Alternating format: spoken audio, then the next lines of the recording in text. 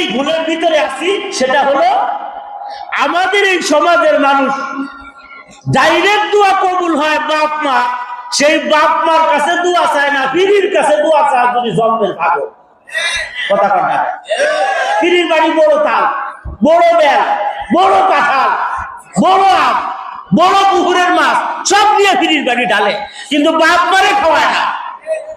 আছে না নাই? কোন জায়গা আছে এই পীর দোয়া করলে ডাইরেক্ট কবুল হয়? আপনি যাই দিয়ে মার চাইতে বড় দোয়াকারী আর কেউ নাই, বাবার চাইতে বড় দোয়াকারী কেউ নাই। বিশ্বাস হয়নি আপনাদের? এই যে করোনাকালীন সময় আমার জীবনে বাস্তব ঘটে যাওয়া ঘটনা, একেবারে সত্যি কথা বলছি। কিরে হরবার কইলে কিরে হরব, মিথ্যে কথা না। এই যে করোনার সময়ের ঘটে যাওয়া ঘটনা, গতকাল তার আগের দিন ওই মাদ্রাসার খতমে বুখারী অনুষ্ঠান, আল্লামা মামুনুল হক সাহেব ছিলেন, আমিও ছিলাম, ইয়া মাহমুদ সাহেব ছিলেন। ওই মাদ্রাসায় ঘটে যাওয়া ঘটনা, করোনার সময় এক রুগী হাসপাতালের বেডের বৈশা আমারে তার পাশের থেকে একজন ভিডিও কলে ফোন দিছে। ফোন দেওয়ার পরে কয়, হুজুর এই যে আমাকে রুগীটা, এটার রক্তের ফিলাটিনিয়াম 0 হয়ে গেছে একেবারে, 30,000-এর নিচে নামলে বলে হিডে বাঁচে না, ডাক্তাররা কয়। আর ও রইল রক্তের প্লাটিনিয়াম নাই, অক্সিজেন লাগাই রাখছে, কম্পিউটারের সাথে ওর হার্টবিট সব পরীক্ষা হচ্ছে। ডাক্তাররা দাঁড়াই রয়েছে, কোন সময় মরবে ওরা মরা দেখবে। এই সময় হলো ফোন দিছে আমারে, হুজুর একটু দোয়া করেন। আমি ওই হালাত দেখে বলছি, ভাই এত মরাটার জন্য আমার কাছে কোনো দোয়া নাই, আদা মরা হইলে একটু দোয়া হারতাম, এটা যেহেতু মরেই যাবি তাও দোয়া করতে পারবো না। এই কথা বললেই লোকটার মনটা বেজার হয়ে গেছে। মানুষের মন খুশি বেজার, এটা তার মুখের ভিতরে ঘুইটে ওঠে, কথা ঠিক কিনা ধরে। আমি দেখলাম লোকটা বেজার, হুজুরে এত ভালোবাসি, এই উমরায় নিয়ে হুজুরে 1 লাখ টাকার মতো বিরাই হাতিয়ে দিলাম, জন্মের খাওয়ান খাওয়ালাম। এমনকি বিষাক্ত প্রাণীর থেকেও মানুষ ইনকাম করে খায়। 1 কেজি মধুর দাম কত? 7 থেকে 800, ভালো হইলে 1200। 1 কেজি সাপের বিষের দাম কত? দাম নাই দুধু। আউট হয়ে বসলে দাম নাই, এটা বুঝবেন না, সোজা হয়ে বসেন দাম বুঝবেন। 1 কেজি সাপের বিষের দাম 1 কোটি টাকার উপরে। মানুষের গবেষণা আল্লাহ এত বুদ্ধি জ্ঞান গরিমা দিছে যে মানুষকে দিয়া কঠিনতম কঠিন জিনিসের থেকেও ভালো জিনিস টাইনে বাইর করে নিয়ে আসে। এই জন্যই এই জ্ঞানের কারণেই মানুষকে আবার বিচারের কাঠগোড়ায় দাঁড়া করা হবে। হাতিটার জ্ঞান কম, এই জন্যই ও বিচারের কাঠগোড়ায় দাঁড়াবে না। কাউরে অন্যায় ভাবে গুতে দিছিল, 1 গুতে খাইয়া ও নিজেও শেষ হয়ে যাবে। বাঘটা অন্যায় ভাবে কারো উপরে আক্রমণ করছিল, ওই আক্রমণের প্রতিশোধ শেষ হয়ে যাবে, ওর জীবনও পরকালে শেষ হয়ে যাবে। কিন্তু মানুষের যে এত বুদ্ধি, এত পাকনা, দেখেন না দুনিয়ায় যারা বেশি বুদ্ধিজীবী তারাই ধরা খায় বেশি। এটা দুনিয়ার লাইনে দেখেন, যারাই বেশি শক্তিশালী তারাই বেশি দুর্বল, যারাই খেলার জন্য মানুষের মাঠে ডাকে তারাই মাঠ ছেড়ে গলায়। এটা নিয়ম না? ঠিক করেন না, এত জোরে কনকে বোঝানোর জন্য বলতেছে।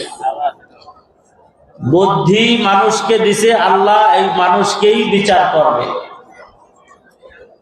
যাই হোক, পৃথিবীর সব শ্রেষ্ঠত্ব আল্লাহ দান করছে মানুষকে।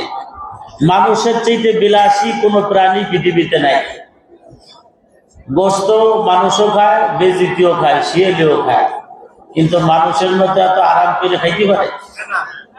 যেই কায়দায় মাদ্রাসারা খাসির গোস্ত রাখছে, ওই কায়দায় কোনোদিন জীবনে শিয়াল খাইতে পারবে? কোনোদিনও পারবে না। আল্লাহ মানুষকে যত গরম পড়ুক, কোন প্রাণীর জন্য এসির ব্যবস্থা নাই, মানুষের জন্য আছে। যত দামি প্রাণী হোক, 1 কেজি না, মাত্র 600 গ্রাম একটা প্রাণী, তার দাম হাজার হাজার কোটি টাকা। অথচ ওর পরার জন্য 1 ইঞ্চি কাপড়ও আল্লাহ বাজেট করে নাই। এই শীত আইছে একটা কোটও নাই, গরম আসলে পরে একটা পাতলা জামাও নাই, কিন্তু মানুষের সব।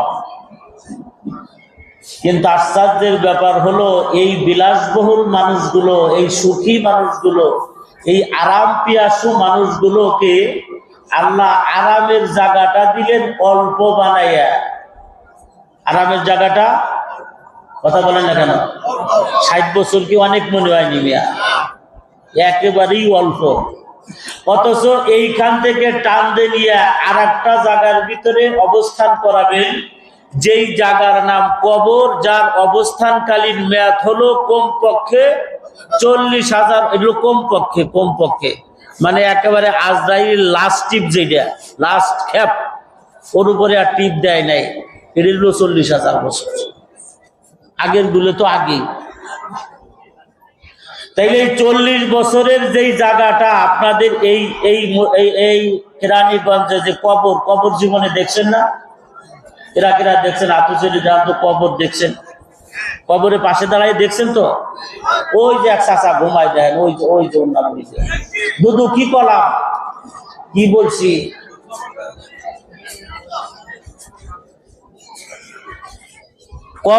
কবর যদি দেখে থাকেন তাইলে আপনি আপনার বিবেক থেকে উত্তর দেন, এই বিলাসী মানুষ, এই দামি মানুষ, এই সুখী মানুষ, এই আরাম পিয়াসী মানুষ, এই টরে জাপানি কাপড় পরা মানুষ, এই এসির ভিতরে থাকা মানুষ, এসি গাড়িতে চলা মানুষ, এই কবরে থাকার মতো কোনো পরিবেশ আছে নাকি? এটা কি থাকার মতো অনুকূল কোনো জায়গা? এদের থাকার মতো কোনো জায়গা না। এটা যেমন আপনার মাথায় ধরছে, এটা আল্লাহর মাথায়ও ধরছে, যে আমার বান্দা তো এখানে থাকতে পারবে না। আটকা ঘর, নির্জন ঘর, পোকামাকড়ের ঘর, কিড়ামাকড়ের ঘর, সাপ বিচ্ছুর ঘর, এখানে তো আমার বান্দা থাকতে পারবে না। কেমনে থাকবে? কোনো শাস্তির দরকার নাই, কোনো আযাবের দরকার নাই, বুঝু মারার দরকার নাই, পিড়াপিড়ির দরকার নাই, শুধু কবরের ভিতরে আটকাইয়ে রাখবে। এটাই তো একজন মানুষের জন্য সম্ভব না। কথা ঠিক কিনা? তোর আমি আমার নিজ বাড়ি পাকা রাস্তার থেকে 200 গজ ভিতরে, একটু কাঁচা রাস্তা, মাটির রাস্তা। তো আমাকে গাড়িতে এখানে নামাই দেয়, ওরা গাড়ি নিয়ে চলে যায়। আমি এই 200 গজ একলা বাড়িতে যাই। রাত যে কয়টাই বাজুক, 3টা 4টা 5টা 12টা 1টা। যাওয়ার সময় ডাইন সাইডে হলো আমার কবরস্থান, আমার এলাকার কবরস্থান, না কি বলে আপনাদের ভাষায়? কবরস্থান, এলাকার কবরস্থান, মানে এলাকা বড় কবরস্থান। আর বাম সাইডে তাকাইলে আমার বাড়ির লাইট দেখা যায়, বিল্ডিং এর কোনা লাইট জ্বলতেছে। তা আমি এই কবরস্থানের পাশ দিয়ে প্রতিনিয়তই, প্রত্যেক দিনই তো যাওয়া লাগে আমার। তো আমি এই যখনই যাই তখনই দেখি ওই শিয়ালে ডাকে, নাইলে খাটাসে ডাকে, সেই হাউমাউ করে মিছিল দেয়। আমি মাঝে মাঝে ওই জায়গায় দাঁড়াই, আর এইদিকেও চাই ওদিকেও চাই। তখন নিজে বলি, মন, ওই ঘরটায় 2 ঘন্টা থাকার ব্যবস্থা, যেখানে আলোক সজ্জা দেখা যায়, এসির লাইট দেখা যায়, ছেলে মেয়েদের আওয়াজ পাওয়া যায়, কিন্তু যেখানে শিয়াল ডাকে ওখানে তোমার 1000 বছর থাকা যায়। নিজে বলি। আল্লাহ জানে বান্দা এখানে থাকতে পারবে না, এটা মালিক জানে। তো এই জন্য এটা যাই না, মালিক দয়া কইরা, মায়া কইরা, মেহেরবানি কইরা বান্দার জন্য একটা অপশন দিছেন, সুযোগ দিছেন। যদি তুমি চাও, বলেন যদি তুমি। আলেমদের বয়ান আমি করতেছি না, আলেমদের বয়ান আরিফ বিন হাবিব সব পড়ছেন, খতমে বুখারীর আল্লাহর ওলিরা করছেন, জুনায়েদ আল হাবিব সব করছেন। আবার সামনে আসতেছে হাসান জামিল সাহেব, তারা আলেম ওলামা তালবে ইলমদের বয়ান করবে। আমি এলো চ্যাংড়া ফুটি মাছ, আমি আলেমদের বয়ান করবো কি? আমি পাবলিকের কথা বলি। কথা কি বুঝে আসছে? আল্লাহ বলেন, বান্দা তুমি যদি চাও, বলেন তুমি যদি, তাহলে তুমি তোমার কবরকে চাইলে জান্নাতের অংশ বিশেষ বানাইতে পারো, যেটার নাম রওজাতুম মিন রিয়াজিল জান্নাহ। সুবহানাল্লাহ। এটা তুমি যদি চাও, আর যদি তোমার মন চায় না, দরকার নেই, বানাবো না। তাইলে হুফরাতুম মিন হুফারিন না, তাইলে জাহান্নামের গর্ত বানা। সুযোগ দিছে কে? আল্লাহ বানাই দিবে না আমাকে বানাইতে হবে? এটুকু বুঝছেন তো? আল্লাহ হলো সুযোগ দিয়ে দিছে। আল্লাহ কি দিছে?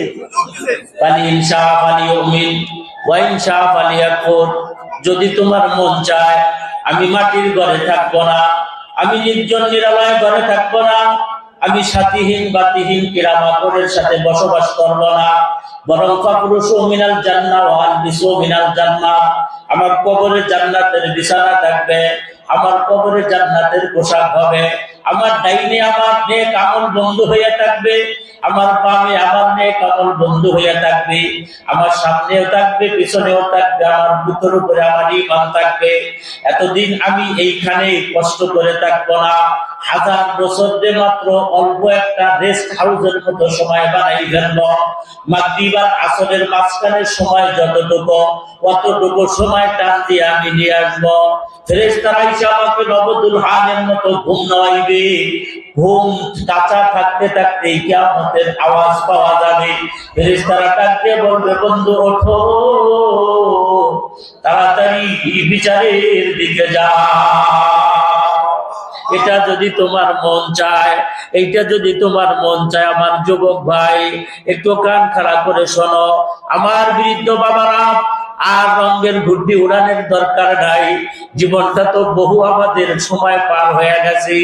এই কাঁচা চুল এখন পাকা হয়ে গেছে, কাঁচা দাড়ি এখন পাকা হয়ে গেছে, টান টান চামড়া গুলো এখন ভাঁজ হয়ে গেছে। এখন চোখেও আমি কম দেখি, এখন আমার হাতের লাঠি ছাড়া চলতে আমাকে কষ্ট হয়। একক তো খাইলে তিনক তো আর ভিতরে আমার নিতে চায় না, এগুলোই ঠিক মতো ডেলিভারি দেয় না। তাহলে আমার আর সামনের দিকে অগ্রসর হওয়ার সময় নাই। দুনিয়ার মহব্বত ছাড়ো, হব্বুদ দুনিয়া রাসুকুল্লি ফাতিহা। দুনিয়ার মহব্বতেই সব ধ্বংস করে দিল। দুনিয়ার মহব্বতে আমারে তাবলীগ জামাতে যাইতে দেয় না, দুনিয়ার মহব্বতে আমারে হক্কানি পীরের দরবারে যাইতে দেয় না, দুনিয়ার মহব্বতে আমারে 5 ওয়াক্ত মসজিদে যাইতে দেয় না, দুনিয়ার মহব্বতে আমাকে নেক আমল থেকে বিরত রাখে। সুতরাং দুনিয়ার মহব্বত এখন মন থেকে ছাড়িয়া দাও। কবরের কথাটা স্মরণ করো। কেমনে কবরে থাকবা, কবরের জন্য কি পুঁজি তৈরি করছো তুমি, কতটুকু আমল তোমার মানি ব্যাগে জমা আছে। দূর দূরান্তের সফর যদি হয়, ওই সফরে যদি যথেষ্ট ব্যালেন্স পকেটের ভিতরে থাকে, তুমি আমেরিকা যাও আর লন্ডন যাও, কার্ডের ভিতরে যদি লক্ষ লক্ষ টাকা থাকে, তোমার আর টেনশন করা লাগে না। হোটেলে ঢুকতে পারো, আরামে খাইতে পারো, থাকতে পারো, রিজার্ভ গাড়িতে চলতে পারো, কোনো টেনশন হয় না। পথ যদি দূরত্বের হয় আর মানি ব্যাগ যদি তোমার খালি হয়, তাহলে তোমার জন্য একটা চরম মুসিবত আর বিপদ দাঁড়ায়। গেটি ধাক্কা খাওয়া লাগে, গেটি গুল্লা খাওয়া লাগে, মানুষের বেইজ্জত হওয়া লাগে। কথা ঠিক কিনা জোরে বলেন। এই আল্লাহর বান্দা, লম্বা পথ 40,000 বছর কবরে থাকবা। হাসরের ময়দানে খামসিনা আল বাসানা 50,000 বছর থাকবা। পরশুরাতের পানি দিয়ে 30,000 বছরের পথ অতিক্রম করবা। নেক আমল দিয়ে মানি ব্যাগটা ভরসনি, জিকির আজকার করে মানি ব্যাগটা ভরসনি, কোরআন তেলাওয়াত দিয়ে মানি ব্যাগটা ভরসনি, নেইমান আমল দিয়ে মানি ব্যাগটা ভরসনি। কি মানি ব্যাগের হালাতটা কি একটু খেয়াল করে দেখো। অন্যের উপরে বিচার করা লাগবে না, নিজের আমলের দিকে তাকাইলে নিজেই বলা যায় আমি জান্নাতি না জাহান্নামী। নিজের আমল দিয়ে নিজেই বিবেচনা করা যায়। আল্লাহর ওখানে লাগে না, ফেরেশতাদেরকেও লাগে না, মিজানও লাগে না। আমার বিবেকই তো আমার বড় মিজান। কথা ঠিক কিনা জোরে বলেন। আমার এই আদালত, এইটাই বড় আদালত। আমি নিজেই বলে দিতে পারি আজকে সকাল থেকেই পর্যন্ত কয়টা কথা আমি আল্লাহ পাকের মানছি আর কয়টা কথা আমি আল্লাহ পাকের মানতে পারি নাই। আল্লাহ আমারে ডাক দিছে, আমি আল্লাহর ডাক শুনছি না শুনি নাই। আল্লাহ বলেন ফাদকুরুনি আযকুরুকুম ওয়াশকুরুলি ওয়ালা তাকফুরুন। বান্দা তুমি তুমি যদি আমার কথা মানো আমি আল্লাহ তোমার কথা মাইনা নেব, তুমি যদি আমার কথা মাইনা নাও আমিও তোমার কথা মাইনা নেব, তুমি যা চাইবা আমি তোমারে তাই দিয়ে দিব, তোমার দুনিয়ায় কি লাগবে আমি আল্লাহ তাই দিয়ে দিব, তোমার ছেলে বিপদে পড়লে আমি উদ্ধার করব, তোমার মেয়ে বিপদে পড়লে আমি উদ্ধার করব, ব্যবসা প্রপার্টিতে লস প্রজেক্ট হলে আমি আল্লাহ তোমারে লাভের মুখ দেখাবো, তুমি কোন অসুস্থ হইলে আমি আল্লাহ সুস্থতা তোমারে দিব, শর্ত হলো তুমি আমার কথা মানবা আগে, আমি তোমার কথা মানবো পরে, তুমি যদি আমার কথা না মানো আমিও তোমার কথা মানবো না, কথা ঠিক কিনা ধরে বলে। তবে খাবার তোমার বন্ধ করব না, আলো বাতাস অক্সিজেন তোমার বন্ধ করব না, রব হিসেবে এটাকে তোমাকে আমি এমনিই দিব, খাদ্য তুমি পাবা, কারণ আমি তোমার সৃষ্টি করেছি, তোমার জন্য খাদ্য বরাদ্দ করেই সৃষ্টি করেছি, আলো বাতাস অক্সিজেন এটা তোমাকে আমি এমনিই দিব, কিন্তু তুমি হাত তুইলে যা চাইবা তাই পাবা, এটার জন্য শর্ত হলো তুমি আমার কথা আগে মানবা, তুমি যদি আমার কথা মানো আমি তোমার কথা মানবো। এবার আজকে সকাল ফজরের পরের থেকেই পর্যন্ত নিজেরটা নিজে মিলাই, ফজরের নামাজের সময় মালিকের পক্ষ থেকে আমার একটা ডাক দিছে হাইয়া আলাস সালাহ, আমি কি মালিকের ডাকে সাড়া দিতে পারছিলাম এই নাকি মালিককে বুড়ি আঙ্গুল দেখাইছি, লেপনাতে শুইছে আমি উঠতে পারবো না, আব্বারে আর দাদারে পাঠাই দিচ্ছি বুড়ো দিকে যে কাজ চালাইও, আমি যুবক মসজিদে যাইতে পারবো না, যার কারণে দেখা যায় মসজিদ গুলোর ভিতরে বয়স্ক মানুষের সংখ্যা ফজরের নামাজে বেশি, জুয়ানদের সংখ্যা খুবই কম। যারা শীতের কারণে 3 দিন গোসল করতে পারে না, যারা শীতের কারণে দিনের ভিতরে মোজা খুলতে চায় না, থরথর করে কাঁপে যারা, ওই ব্যক্তিগুলো ফজরের নামাজে মসজিদে হাজিরা দেয় বেশি, এশার নামাজে মসজিদে হাজিরা দেয় বেশি, কিন্তু আমাদের মতো জোয়ান যারা শক্তিশালী মানুষ যারা ঠান্ডা পানি দিয়ে গোসল করতে পারে, খালি গায়ে মোটরসাইকেল চালাই বেড়াইতে পারে, রাত 12টার 1টা 2টা নাই পদ্মা সেতুর গোড়া ইলিশ মাছের ন্যাস দেখার জন্য দৌড়িয়ে চলে যায়, কথা ঠিক কিনা ধরে একটা ভাজা বাগুন খাওয়ার জন্য সব এই এলাকার যুবকেরা কিরানীগঞ্জের গোলাপান বড় বড় মোটরসাইকেল নিয়ে এরপরে 1টা 2টা 3টা 4টা বাজে ওইখানে চলে যায়, এত দূর কষ্ট করে তুমি যাইতে পারো, কিন্তু আল্লাহ তোমার এই মসজিদ তোমার বাড়ির আঙ্গিনায় বাড়ির কোঠায় এই পর্যন্ত যাইয়া মালিকের সাথে দেখা করতে পারবা না। এবার তুমি আল্লাহর কাছে কেমনে দাবি করবা? আবার জুমার নামাজে আল্লাহ তোমারে ডাক দিছে, আবার আসরের সময় তোমারে ডাক দিছে, আবার মাগরিবের সময় তোমারে ডাক দিছে, আবার ফজরের সহিত আবার এশার সময় তোমারে ডাক দিছে, 5 বার ছিল শুধু একটা বিষয়ের উপরে ডাক, এরপরে আরো ডাক আছে তোমার পক্ষে আল্লাহর, একটা ডাকের সাড়াও তুমি দাও নাই। এখন রাত্রি 1টার সময় যদি মুসিবত আর বিপদের ভিতরে পড়া তুমি যদি আল্লাহরে ডাকো, আল্লাহ তো তোমার ডাকে সাড়া দিবে না, কথা ঠিক কিনা ধরে হযরত মালিক ইবনে সিনান রাদিয়াল্লাহু তাআলা আনহু সকালবেলা নবীজির কাছে এসে কালেমা পড়ে মুসলমান হয়েছে, সাথে সাথে নবীজির সাথে যুদ্ধের ময়দানে চলে গেছে, কালেমা পড়া নামাজও পড়তে পারে নাই, রোজাও রাখতে পারে নাই, হজও করতে পারে নাই, যাকাতও দিতে পারে নাই, কালেমা পড়ার সাথে সাথেই নবীজি প্রস্তুতি গ্রহণ করতেছিলেন, যুদ্ধের ময়দানে যাবেন, জিহাদের ময়দানে যাবেন। এই সময় মালিক ইবনে সিনান এসে কালেমা পড়ছেন, নবীজির জিজ্ঞাসা করি ইয়া রাসূলুল্লাহ আমার কাজ কি? কয় তোমার কাজ নামাজ রোজা হজ যাকাত করে একটাও আমার সামনের উপরে নাই, এগুলো আজান দিলে পরে আসা শুরু হবে, রোজার মাস আসলে রমজান শুরু হবে, ধনী হইলে যাকাত শুরু হবে, হজ ফরজ হবে, এখন আমার কাজ কি? নবী আমি জিহাদের ময়দানে যাব, তুমি আমার সাথে জিহাদের ময়দানে চলো। মালিক ইবনে সিনান রাদিয়াল্লাহু তাআলা আনহু জিহাদের ময়দানে চলে গেলেন, নবীজির সাথে যুদ্ধ করলেন, শাহাদাতের মওত লাভ করলেন। আল্লাহ রাসূলের সামনে শহীদদের লাশগুলোকে উপস্থিত করা হলো, আল্লাহ নবী একজন শহীদের দিকে তাকাইয়া তার জন্য আল্লাহর কাছে দোয়া করে করে কবরে পাঠাইতেছেন। কোন শহীদের কত স্থানে নবীজি হাত দেয়, কোন শহীদের গালের ভিতরে চুমা দেয়, কপালের ভিতরে চুমা দেয়, কাউরে বুকের ভিতরে জড়ায়া ধরে, আবার তো নবীজি এমন হয় নিজে কবরের ভিতরে নাইমা যায়, হাত উঁচে কইরা দেয় সাহাবীরা আমার কোলের ভিতরে দাও।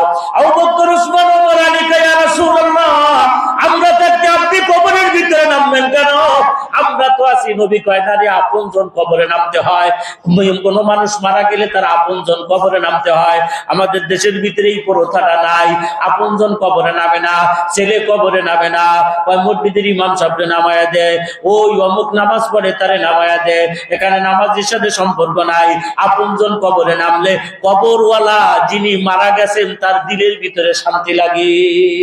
তিনি মনে মনে ভাবে এই তো আমার সন্তান, দেখো আমার সাথে কিছু সময় আছে, বড় বিপদ রে ভাই, বড় মুসিবত। লম্বা চওড়া হাদিসের ভিতরে মৃত্যু থেকে নিয়ে কবর পর্যন্ত কোন পয়েন্টে মুর্দার কি বলে, লম্বা চওড়া হাদিসের ভিতরে নবীজি আমাদেরকে জানাই দিছে।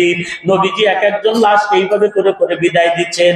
মালিক ইবনে সিনানের দিকে তাকাইয়ে নবীজি কয়, সাহাবারা একটু আসো না, খেয়াল করে দেখো এই সাহাবীরে। সব সাহাবারা খেয়াল করে দেখে সকালবেলা কালেমা পড়ছিলেন যিনি, মালিক ইবনে সিনান, তিনি এই যে কবরে রাখবেন এখন। আল্লাহ রাসূল কয়, দেখছো নি, এক ওয়াক্ত নামাজও পড়তে পারে নাই, একটা রোজাও রাখতে পারে নাই, একটা হজ যাকাতের আমলও করতে পারে নাই, একটা কোরআনের আয়াত শিক্ষা করার আমলও করতে পারে নাই। শুধুমাত্র শরীয়তের একটা বিধান, জিহাদ, জিহাদের বিধান পালন করার কারণে আমি দেখতেছি আল্লাহ পাক তারে জান্নাতের মেহমান বানিয়ে দিয়েছে। আমার ভাইরা, আমার বন্ধুরা, আল্লাহ রাসূল একজন সাহাবীরে বললেন, তুমি মদিনার ভিতরে যাও, তুমি আমাদের আগে দ্রুত চলে যাও, আর মদিনাবাসীকে খবর দিয়ে দাও মদিনাবাসী যেন ঘরের ভিতরে না থাকে। মুক্তিযোদ্ধা আমরা যারা যুদ্ধ করে ফেরত আসতেছি, আমরা হইলাম গাজী, আমরা হইলাম অরিজিনাল মুক্তিযোদ্ধা। দেশের জন্য যারা যুদ্ধ করে, ইসলামের জন্য যারা যুদ্ধ করে, কোরআনের জন্য যারা যুদ্ধ করে, আল্লাহর দ্বীন কায়েম করার জন্য যারা যুদ্ধ করে, তারা যদি মারা যায় তারা হলেন শহীদ। যদি বাইশে কোপ খাইয়ে ফেরত আসে, কুড়ি লাইকে ফেরত আসে, এরা হলো অরিজিনাল মুক্তিযোদ্ধা। কথা ঠিক কিনা ধরে কর। এদের সম্মান কোরআনে আছে, হাদিসে আছে, এদের সম্মান ইসলাম দিছে, বলেন আলহামদুলিল্লাহ। কিন্তু বুহা মুক্তিযোদ্ধা যারা, এদের সম্মান কোরআনেও নাই, হাদিসেও নাই, ইসলামের ভিতরেও নাই। কথা কান না গায়। বুয়া মুক্তিযোদ্ধা দেশে আছে না নাই? স্বাধীনতার পরে জন্ম নিছে, সে হইল মুক্তিযোদ্ধা। বাপ ঘাটের ভিতরে থেকে নিয়ত করছিল আমি যুদ্ধ করবো ইনশাআল্লাহ, ওই নিয়তের কারণে যে হয়ে গেছে মুক্তিযোদ্ধা। কথা কান না গান। এই মুক্তিযোদ্ধার সম্মান নাই। নবীজি বলে দিলেন, দ্রুত চলে যাও মদিনায়, খবর দিয়ে দাও মদিনাবাসী যেন দ্রুত ঘর ছেড়ে বেড়ে যায়। মদিনার ছেলে মেয়েরা রাস্তায় দাঁড়িয়ে গেল লাইন ধরে। মুক্তিযোদ্ধারা আসতেছে, তাদেরকে সালাম দিবে, স্যালুট দিবে, আহলান সাহলান মারহাবান জানাবি। প্রতিমধ্যে আল্লাহর রাসূলও কিন্তু সিরিয়াল ধরে, নবীজি যুদ্ধের ময়দানে ছিলেন, নবীজিও লাইন ধরে সিরিয়াল ধরে সাহাবাদের সাথে আসতেছে। একজন বয়োজ্যেষ্ঠ মুরব্বী মহিলা নবীরে দাঁড়া করলেন, ইয়া রাসূলুল্লাহ, আপনি যদি একটু দাঁড়াইতেন, কথা বললাম। নবীজি বললেন, কি ব্যাপার, কি বলবেন বলেন। আমি হলো মালিক ইবনে সিনানের মা, যে সকালবেলা আপনার কাছে কালিমা পড়ে মুসলমান হয়েছে। হুজুর, আমার ছেলে মুসলমান হয়েই আপনার সাথে জিহাদের ময়দানে চলে গেছে। আমি আমার সন্তানের জন্য অপেক্ষা করতেছি, আপনি আমারে খবর দেন, আমার সন্তান কি জীবিত নাকি শাহাদাতের মওত লাভ করছে। আমার সন্তানকে দেখার জন্য আমার বড় মায়া লাগতেছে। একটাই মাত্র ছেলে আমার ছেলের জন্য আমার বড় মায়া লাগতেছে। মার কথা শুনিয়া আমার মা দুর্বল, বয়স্ক, মা বুড়ো হয়ে গেছে। নবীজি কি মনে করছেন সেটা তার ব্যাপার। নবীজি তারে খবর দেন নাই, কোনো কথা বলেন নাই, কোনো আওয়াজ দেন নাই। নবীজি চলে গেছেন সামনের দিকে অগ্রসর হইয়া। মহিলার মন খারাপ হয়ে গেল। মা তো মা, অপেক্ষা করতে লাগলো, আরে কি ব্যাপার, নবীজি আমার সন্তানের কথা বললো না কেন? যেই সাহাবারে জিজ্ঞাসা করে, কোন সাহাবী বলে না, কোন সাহাবী বলে না মালিক ইবনে সিনানের কথা। উদ্দেশ্য হলো নবী বলে নাই, আমরা বলবো কেন? আমাদের এই সমাজের ভিতরে কিছু লোক আছে, আলেম ওলামার উপরে কথা বলে, আছে না নাই? কথা বল না কেন? মসজিদে ইমাম সাহেব নামাজ পড়ে সালাম ফিরে ঘুরে বসছে, অমনি উত্তর কোণার থেকে একজন মুসল্লি ডাক দেয়া কয়, হুজুর আমার একটা প্রশ্ন। বলে, কি প্রশ্ন? কয়, আমার এই যে মেয়ের ঘরের আবার নাতা হইছে, এই নাতা পোতার জন্য কি আকিকা করতে হবে একটু কয়ে দেন। ইমাম সাহেব ওই পাশে উত্তর দেওয়ার আগে উত্তর পাশে একজন লাভ দেয়, কয়, দুইটা খাসি কিনে দিয়ে দিও। কথা কান না কেন? আসেনি এরকম কিছু মুফতি সাহেব? ইমাম সাহেব কয়, আপনি উত্তর দিলেন কেন? কয়, কে আমি সব মনে গেছি না? উনি হলো সব মনে আলেম।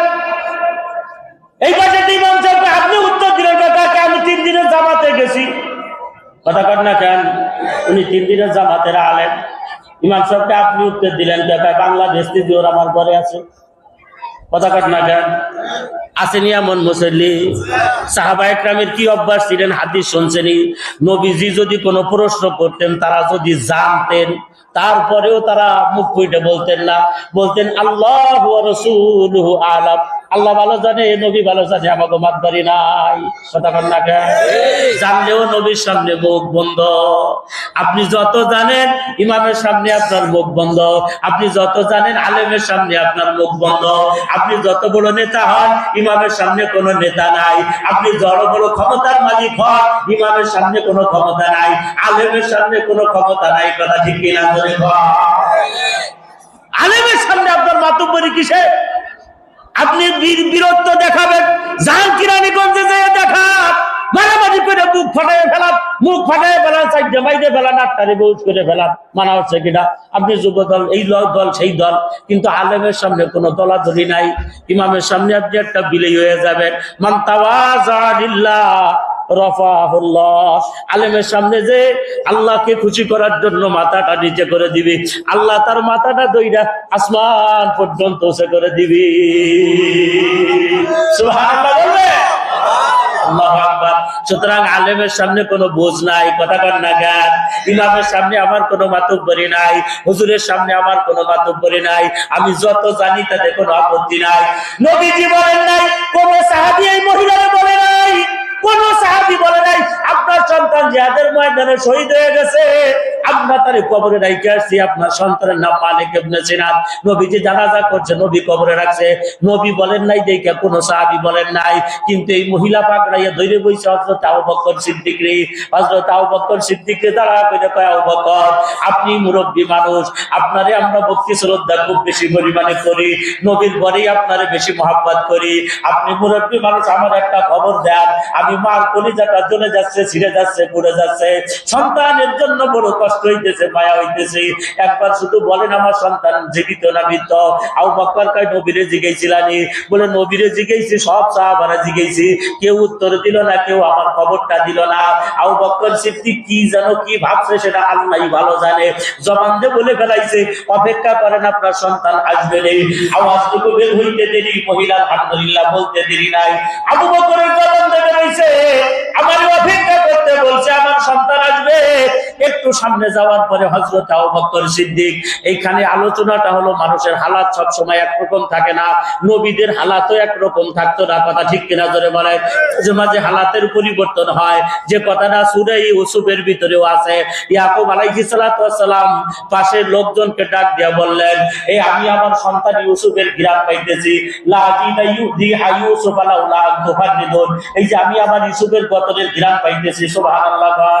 যারা আশপাশে বসা ছিল তারা সব কয়েকজন আইসে দিয়া কয় যে হুজুর আপনার এই পুরাতন ধান ধারা মাথার থেকে এখনো যায় নাই, আসলে সন্তান হারাইলে যে মানুষ পাগল হইয়া যায় আপনি তার বাস্তব প্রমাণ।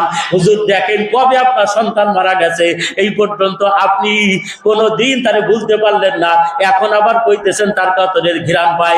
কয়েকদিন পর ইউসুফ আর ইয়াকুবের যখন মিলন হইয়া গেল, মানে একত্রিত দুই বাপ বেটার দেখা হয়ে গেল, এই যে পাশে লোকজন বসা ছিল ওরা যাইয়া পাকড়াইয়া ধরছে, হুজুর ঘটনাটা কি আমাদের কাছে কর, আপনার ছেলের কাছে আমরা নিজেরা শুনলাম, সে মাত্র বাড়ির থেকে 3 কিলোমিটার কুয়ার ভিতরে, 3 কিলোমিটার দূর হইলো কুয়া, 3 দিন পর্যন্ত ছিল, ওই 3 দিনের ভিতরে আপনি গতরের ঘ্রাণ পাইলেন না, গন্ধ পাইলেন না, অথচ মিশর হইছে কেনান থেকে কত কিলোমিটার দূরে, এত দূরের থেকে এত বছর পরে ঘ্রাণ পাইলেন কেমনে?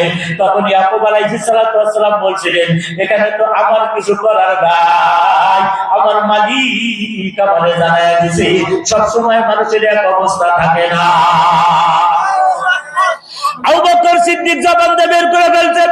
সামনে যাওয়ার পরে আবু বকর ডাক দিয়ে বলে, আল্লাহ আযকুরুনি আযকুরুকুম, এই কথাটা আপনি বলেছেন বান্দা যদি আমার কথা শুনে, আমি বান্দার কথা শুনি। আল্লাহ, আমি আবু বকর কি আপনার কথা শুনছিনি?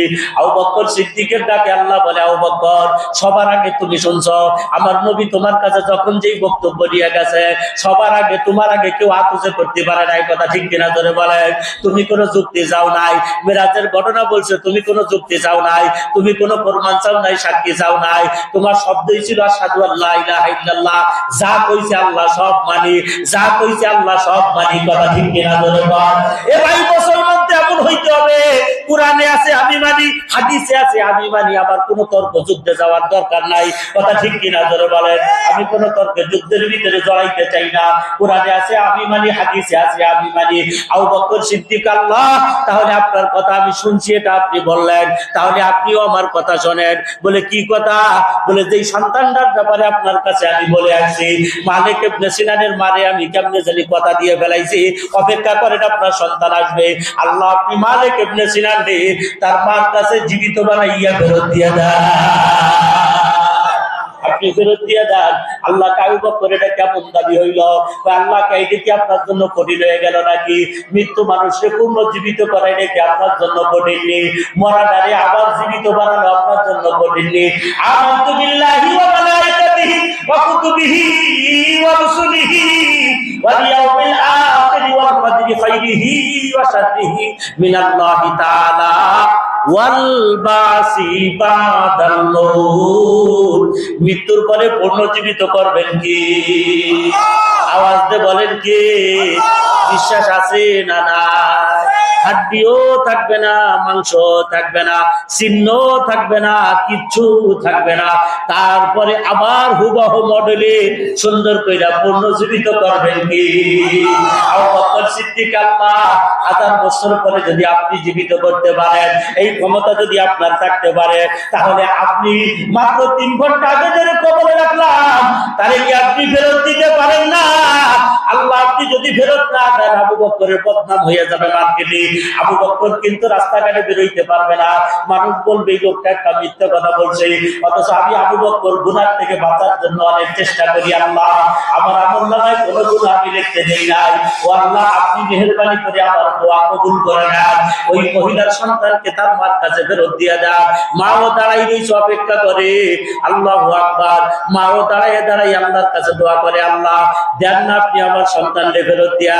আবু বকর যেহেতু বলল, ওরে আল্লাহ পাক রব্বুল আলামিনের কাছে কোন মা কোন বাবা যদি হাত উঠাইয়া দোয়া করে, আল্লাহ সব মানুষকেও যদি ফেরত দেয়, বৃদ্ধ নয় জুয়ান নয়, মা বাবা নামক 2 জনের হাত কোনদিন ফেরত দেয় না। আফসোস লাগে জানেননি, আমাদের এই কেরানীগঞ্জের মানুষের এখনো ভুলের ভিতরে আছে, এখনো ভুলের ভিতরে আছে। যেই মার দোয়া ডাইরেক্ট কবুল হয়, যেই বাপের দোয়া ডাইরেক্ট কবুল হয়, ওই মার কাছে জীবনে দোয়া চায় না, ওই বাপের কাছে জীবনে দোয়া চায় না, ওই মার সাথে সুসম্পর্ক নাই, ওই মার খেদমত করে না, মারে দেখভাল করে না, ওই বাপকে খাওয়ান দেয় না, চিকিৎসা দেয় না, বস্ত্র দেয় না। কথা ঠিক কিনা ধরে বলেন? ওই বাপ মারে খাওয়ান দেয় না, চিকিৎসা দেয় না, বস্ত্র দেয় না। আমরা যেই ভুলের ভিতরে আছি সেটা হলো আমাদের এই সমাজের মানুষ ডাইরেক্ট দোয়া কবুল হয় বাপ মা, সেই বাপ মার কাছে দোয়া চায় না, পীরের কাছে দোয়া চায়। যদি জন্মের ভাগো কথা কথা, পীরের বাড়ি বড় তাল, বড় বেল, বড় কাঁঠাল, বড় আম, বড় পুকুরের মাছ সব নিয়ে পীরের বাড়ি ঢালে, কিন্তু বাপ মারে খাওয়ায় না। আছে না নাই? কোন জায়গা আছে এই পীর দোয়া করলে ডাইরেক্ট কবুল হয়? আপনি ডাই দিয়ে মার চাইতে বড় দোয়াকারী আর কেউ নাই, বাবার চাইতে বড় দোয়াকারী কেউ নাই। বিশ্বাস হয়নি আপনাদের? এই যে করোনাকালীন সময় আমার জীবনে বাস্তব ঘটে যাওয়া ঘটনা, একেবারে সত্যি কথা বলছি। কিরে হরবার কইলে কিরে হরব, মিথ্যে কথা না।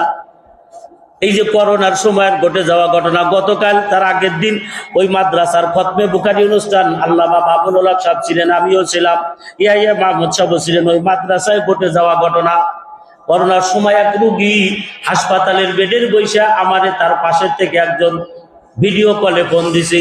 ফোন দেওয়ার পরে কয়, হুজুর এই যে আমাকে রোগীটা, এটার রক্তের প্লাটিনিয়াম 0 হয়ে গেছে একেবারে, 30,000-এর নিচে নামলে বলে হিডে বাঁচে না, ডাক্তাররা কয়। আর ও রইল রক্তের প্লাটিনিয়াম নাই, অক্সিজেন লাগাই রাখছে, কম্পিউটারের সাথে ওর হার্টবিট সব পরীক্ষা হচ্ছে। ডাক্তাররা দাঁড়াই রয়েছে, কোন সময় মরবে ওরা মরা দেখবে। এই সময় হলো ফোন দিছে আমারে, হুজুর একটু দোয়া করেন। আমি ওই হালাত দেখে বলছি, ভাই এত মরাটার জন্য আমার কাছে কোনো দোয়া নাই, আদা মরা হইলে একটু দোয়া হারতাম, এটা যেহেতু মরেই যাবি, তাও দোয়া করতে পারবো না। এই কথা বললেই লোকটার মনটা বেজার হয়ে গেছে। মানুষের মন খুশি বেজার এটা তার মুখের ভিতরে ঘুইটে ওঠে, কথা ঠিক কিনা ধরে। আমি দেখলাম লোকটা বেজার, হুজুরে এত ভালোবাসি, এই উমরায় নিয়ে হুজুরে 1 লাখ টাকার মতো বিরাই হাতিয়ে দিলাম, জন্মের খাওয়ান খাওয়ালাম। সেদিন একটু দোয়া করতে গেলাম, ভাও দোয়া তাও করলো না। এটা কত বড় খারাপ, মনে মনে বলবে আর কি ভাব। আমি বললাম ভাই তুমি দুঃখ নিও না, এমন একটা রোগী, তার জন্য আমার কাছে দোয়া চেয়ে লাভ নাই। তবে আমি তোমার একটা পরামর্শ দিতে পারি, ওর মা বাবা কেউ যদি একজন বাঁচা থাকে তাদের মালিকের কাছে দোয়া করার জন্য বলো, কারণ সে চাইলে মালিকের কাছ থেকে দাবি করে রাখতে পারে। ওইখানেই লাইন কেটে দিলাম। 1 মাস পরে ওই মাদ্রাসা যেখানে গতকাল তার আগের দিন খতমে বুখারী অনুষ্ঠান হয়েছে, ওই মাদ্রাসার অনুষ্ঠানে যাইয়া ফল খাইতে বসে দেই সেই লোক 2 জনই আজি। একজন হলো যে আমারে ফোন দিয়েছিল, সে আর একজনের তো আমি চিনি না। 2 জনই একসাথে খাওয়াইতেছি আমার সাথে, ওরা হাসাহাসি করে, একজন আর একজনের দিকে তাকায়। আমি চিন্তা করে গেলাম মনে আপনি হাসে কেন। পরে ওই পরিচিত লোকটা কয় হুজুর ওরে চিনেননি? বলে না চিনি না। কয় ও তো এই সন্তান, যেই সন্তানের জন্য আপনার কাছে দোয়া চাইছিলাম। ওই যে করোনায় রক্তের প্লাটিনাম 0-তে চলে আসছিল, মরার উপক্রম, সেই সন্তান হায়াত পাইছে, বাইসে গেছে। আমি অবাক হয়ে গেলাম, কেমনে বাঁচলো আমার একটু বলো ভাই। তুমি না বললা ডাক্তাররা মরা দেখার জন্য দাঁড়াই রয়েছে। হুজুর আপনি যে শেষে একটা কথা বলছিলেন, ওর মা যদি থাকে ওর মানে বলো, ওর মা যদি মালিকের কাছে চায় ওর মার কথা মালিক ফেরত দিবে না। ওর মা তখন পাশে বসা ছিল, ওর মায়ের কথাটা শুনতেই সিটের থেকে লাফতে পড়ে সেজদায় করে কান্না শুরু করছি। পুরো হাসপাতাল দাঁড়িয়ে একেবারে মাথায় নিচে কান্না। হাসপাতালের মানুষগুলো কান্নায় জর্জরিত, ওর মার কান্না দেখা। বাসা ছিল তার একটা মাঝি, আমার হায়াত আমার বাজান রে দাও, তবু আমার বাজান রে তুমি বাঁচাইয়া দাও। ওই হুজুর বললো মা চাইলে বলি তুমি দাও, আমি মা চাইলাম আমার হায়াত তুমি নিয়ে নাও, আমার হায়াত তুমি নিয়ে নাও। হুজুর এত কান্না কাঁদছে, এইরকম কান্নাকাটি করার মানুষ আমরা কোনোদিনও দেখি নাই। এইভাবে কান্নাকাটির ভিতরে দিয়া এই ছেলেটার রক্তের প্লাটিনাম আস্তে আস্তে করে হার্টবিট বাড়তেই আছে, বাড়তেই আছে। আল্লাহর রহমতে অল্প সময়ের ভিতরে সুস্থ হয়ে গেছে, আর মনে নাই এখন আপনার সাথে বসে নাস্তা খায়। আল্লাহর কসম ভাই, মা যদি দোয়া করে, বাবা যদি দোয়া করে, আল্লাহ ওই দোয়া ফেরত দেয় না। বহু মানুষের জীবন কাহিনী, জীবনের বৃত্তান্ত আমাদের নিকটে গাথা আছে, কিন্তু আফসোস লাগে সেই মার আজকে তুমি খবর নেও না। সেই মা অবহেলিত অবস্থায় তোমার কাছে একটা প্রেসক্রিপশন ধাক্কা খাইয়া খাইয়া মাসের পরে মাস ঘুরে বেড়ায় তোমার কাছে। একটা ওষুধ এনে দেওয়ার কথা তোমার মনে থাকে না, মার কটা পান এনে দেওয়ার কথা তোমার মনে থাকে না, আব্বারে 2000 টাকা পকেট খরচ তুমি দিতে পারো না, মারে মা বলে একটা ডাকও দেও না। মারে ওই যে বেলায় তুই ঢাকা শহরে চলে গেছো, আর ওইখানে পড়ে রয়েছো, মার খোঁজ খবর তুমি নেও না। ওই কবে ঈদ আসবে আর কুরবানি আসবে, এই 2 দিন যাইয়া মার সাথে দেখা করবা, আর তুমি দেখা করো না। এই মারে কষ্ট দিচ্ছ, যার কারণে দুনিয়ায় তুমি শান্তি পাও না, অশান্তির আগুনে পড়তেছো, কথা ঠিক কিনা বলে। সুতরাং যদি তুমি শান্তি পাইতে চাও, যদি তুমি সুখ পাইতে চাও, আরাম পাইতে চাও, দুনিয়ায়ও যদি বড় কিছু হইতে চাও, পীরের দরবারে, ওলির দরবারে না, মার দরবারে যাও। মার হাত ধরে বলো মা আমার পরীক্ষা আমার জন্য দোয়া কইরেন, মা আব্বা আমার পরীক্ষা আমার জন্য দোয়া কইরেন। ব্যবসার ভিতরে আব্বার জন্য দোয়া চাও, চাকরির ভিতরে আব্বার জন্য দোয়া চাও। আব্বা মার কাছে দোয়া চাইয়া চাইয়া সামনের দিকে তুমি অগ্রসর হও। আল্লাহ পাক রব্বুল আলামিন যদি চায় এই আব্বা আম্মার দোয়া কবুল করে তোমারে দুনিয়ায় সুখ দিবে, শান্তি দিবে, আরাম দিবে। আজকে তুমি বোঝো না বাপ মা কি জিনিস, হারায় যার বোঝে সে, থাকতে বোঝে না কেউ, কথা ঠিক কিনা বলে। যার পকেটে টাকা আছে ওই 1000 টাকার নোটে মুড়াইয়া বিড়ি খায়, ওর ভিতরে বাবা ট্যাবলেট হান্দাই দিয়ে তার মানে খায়। আবার গাঞ্জারেও বলি 1000 টাকার নোটের ভিতরে পেঁচাইয়া টাইনা খায়। কি করবে? টাকা তো তার কাছে অভাব নাই, কিন্তু যেই লোকটার কাছে টাকার অভাব, 5 টাকার কারণে কাঁচামরিচ কিনতে পারে না, 10 টাকার কারণে 1 কিলোমিটার ভ্যানে যাইতে পারে না, হাইটে যায়, ওর কাছে টাকার বড় দাম। কথা ঠিক কিনা বলেন? ভাই, যার মা আছে সে বোঝে না মা কি জিনিস। যেদিন মা কবরে চলে যাবে ওই দিন বুঝবে মা কানে বলে, আব্বা কানে বলে। কথা ঠিক কিনা বলেন? ওই দিন হাউ করে কাঁদবে। এ আমার ভাই, আমার বন্ধুরা, হাতে ধরে পায়ে পড়ে, যাদের আব্বা আম্মা আছে তাদের আব্বা আম্মা সেবা যত্ন করো, দেখভাল করো, দেখাশোনা করো। আর যাদের বাবা মা দুনিয়ায় নাই তারা কি করবা? তাদের করণীয় কি? আল্লাহ পাক রব্বুল আলামিন শিখাই দিয়েছে, জবানের ভিতরে বল আর চোখের ভিতরে জল। আব্বার জন্য কাঁদবা, চোখ দিয়ে পানি বের হবে, আর মুখ দিয়ে বলবা রব্বির হামহুমা কামা রব্বায়ানি সগীরা। চোখে যেন পানি থাকে, মুখে যেন এই বাধা থাকে। এইভাবে করে মার জন্য কাঁদো, হাউ করে। রাস্তাঘাটে ঘরোয়া মার জন্য কাঁদো, জায়নামাজে করে মার জন্য কাঁদো, সেজদায় করে মার জন্য কাঁদো, মার জন্য কাঁদো। আল্লাহর কাছে আলেম দেখলে তার কাছে বলো, আমার মা নাই, আমার মার জন্য দোয়া চাই, আমার বাপ নাই, আমার বাবার জন্য দোয়া চাই। কারণ তোমার বাপ মা কবরে যদি মুসিবতের ভিতরে পড়ে, যদি কবরে বিপদে থাকে, তোমার কাছে সাহায্যের জন্য হাত পাচ্ছে, তুমি তারে সাহায্য করো, তারে উদ্ধার করো। আমার ভাইরা, আমার বন্ধুরা, রাসূলের এক সাহাবী এসে ইয়া রাসূলুল্লাহ, আমি যখন গরীব ছিলাম তখন আমার আব্বা আম্মা জীবিত ছিল, আমি আব্বা আম্মার কোনো দেখভাল করতে পারি নাই, দেখাশোনা করতে পারি নাই, কোনো খোঁজ খবর নিতে পারি নাই। কিন্তু আমার আব্বা আম্মা চলে যাওয়ার পরে আমার হাত ভরা টাকা পয়সা আছে। এখন তো আমার লোক আমার টাকা পয়সা খায়, কিন্তু আমার মা খায় না, আমার বাপ খায় না। এই যে হিমায়তপুর কয়েকদিন আগে আপনাদের এক মাহফিলের ভিতরে একজন অতিথি, নাম বলে নাই, বিএনপির একজন অতিথি হবে, উনি বললো, মনে হয় শিল্পপতি, উনি বললো যে 4000 লোক আমার ফ্যাক্টরিতে খানা খায়, কিন্তু আমার পরিচয় ছিঁড়ে যায়। 4000 লোক খানা খায়, কিন্তু আমার মা খাইতে পারে না, কারণ আমার মা বাঁচা নাই। আর এমন একটা সময় আমার গেছে, আমার বাড়ি আমি সেইটা ভাত পেট করে দিতে পারি নাই। এরকম মানুষ আমাদের ভিতরেও বহু আছে। কথা ঠিক কিনা ধরে পারে? চার দোকানে বলছে 1000 2000 টাকা কফি হাউসে বলছে আমরা ভাঙ্গে বেলাই, খরচ করে বেলাই, কিন্তু 1000 টাকা আমার মায়ের জীবনে কোনোদিন একটা কাপড় কিনে দেওয়ার তৌফিক আমার ছিল না। উত্থান পতন হয় জীবনে, ওই দিন ছিল না, আজকে হাত ভরা আছে।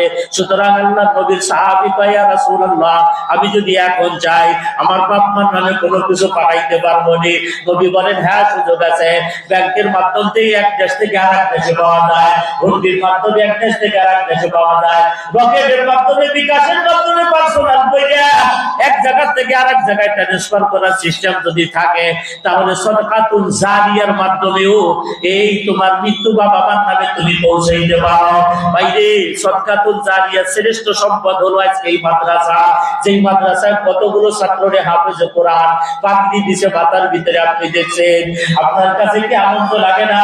আরে আমি হাফেজ হইতে পারি নাই, এই আমার এই ছেলেটা হাফেজ হয়ে গেছে, আমার এলাকার ছেলে, ওই ফরিদপুর থেকে রাজশাহী, নওগাঁয়, কোথায় গাইবান্ধা, কোথায় চুয়াডাঙ্গা, মেহেরপুর আর জামালপুর, সেই এলাকার নেত্রকোনা, কুড়িগ্রাম, সেই জায়গার ছাত্র বিয়া, এই জায়গা সারা দেশ থেকে আইসা আপনাদের এখানে পড়ে রয়েছে। মাদ্রাসায় যারা পড়ে তাদের অধিকাংশ গরিব দুঃখী অসহায় থাকে। কথা ঠিক কিনা? শিল্পপতি আর কোটিপতিরা মাদ্রাসায় খুব কম পড়ে, পড়লেও তাদের আবার ভিন্ন। তো ওই সমস্ত মাদ্রাসার ছাত্রদের পাশে যদি আপনি আর আমি একটু দাঁড়াই, যদি নিয়ত করি যে আমি তো প্রতি মাসে আলহামদুলিল্লাহ 1 লাখ টাকা কামাই করি, আবার 1 লাখ টাকা তো আমার ছেলে মেয়ে আত্মীয় স্বজন খাইয়ে ফেলাচ্ছে, আমি এইখান থেকে মাত্র 1500 টাকা খরচ কইরা আমার মার জন্য একটা ব্যাংকের অ্যাকাউন্ট খুলে ফেলাই, ওই মাদ্রাসার একটা সদস্য হয়ে যায়, ওই মাদ্রাসার একটা সদস্য হইয়া প্রতি মাসে একটা বস্তা চাইনা কিনে ওই মাদ্রাসার ভিতরে পাঠাই দেব, তাহলে কি হবে? আমার কামাইয়ের টাকাটা আমার মার নামে চলে গেল, আমার বাবার নামে চলে গেল। হয়তো বাইরে একটা দান যদি আল্লাহ কবুল করে, আমার বাপ মারে আল্লাহ জান্নাতের মেহমান বানায় দিবি। আমার সম্পদ দ্বারা তারা উপকৃত হইল, তারা উপকার পাইল, কবরে তারা শান্তি পাইল, আর আমার বাপমা যদি কবরে শান্তি পায় তাহলে আমিও শান্তি পাইব। আমি যদি চাই বছরে 5টা বস্তা চাউল যাকাত ফিতরা আমরা সকলেই দিয়ে থাকি। লিল্লাবাড়ি এতিমখানার ভিতরে সব চলে। লিল্লাবাড়ি এতিমখানা এই সুড়ঙ্গটা হলো লম্বা, এইখানে যাকাত ফিতরা মানবত কুরবানি এমন কোনো টাকা নাই যে ঢুকানো না যায়, সব দেওয়া যায় এক গর্তে। ওইটার নাম হইল লিল্লাবাড়ি এতিমখানা।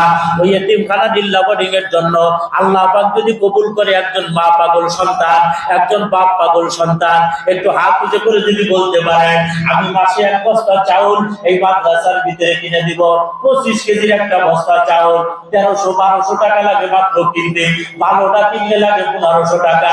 একটা মানুষ আব্বা আম্মার নামে লেখাইয়া যাবেন, আমি তার জন্য দোয়া করবো। মুসাফির মানুষ, বড় মকবুল মজলিস খতমে বুখারী অনুষ্ঠান, বাংলাদেশের বড় বড় আলেম ওলামারা আসেন, আল্লামা হাসান সামি সাহেব আখিরি মোনাজাতে আপনার জন্য দোয়া করবে।